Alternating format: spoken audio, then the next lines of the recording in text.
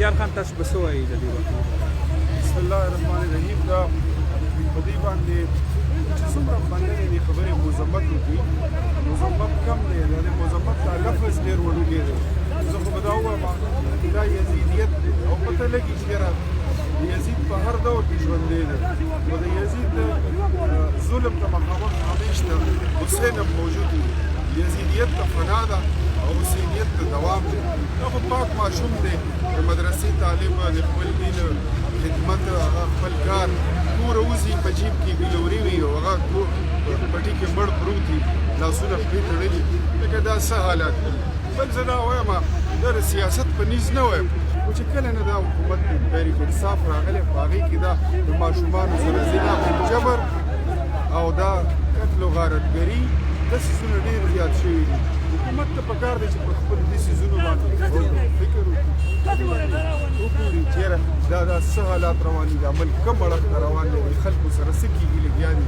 لکه یو خواته په ژوندو خلکو باندې راټیټه ده، بل خواته دا قتل و غارتګري کېږي، زنا بالجبر واقعي سیوا کېږي.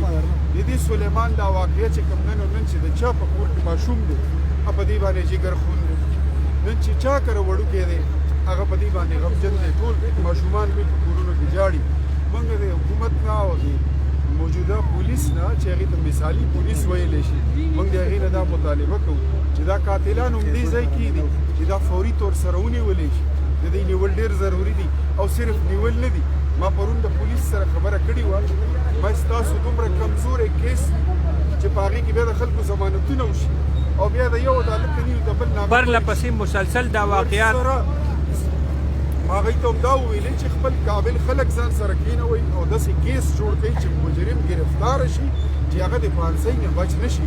او زه اوس هم په دې باندې زما یقین دی چې مرسلو په دې چوک کې ځوړند شوي نه دي، ته پانسي نه میلاو شوي او لواحقینو یا په خپل لاس باندې دې ځای کې ویشتي نه، دا اختیار یې ته نه میلاو شوی، دا څیزونه نه روکوي. پکار دی چې دا وشي.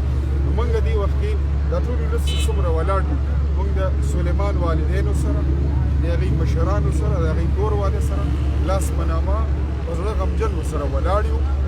هغې دپاره چې څه قرباني کولي، سم قسم ته تګودو کولي، انشاءالله الله پیدا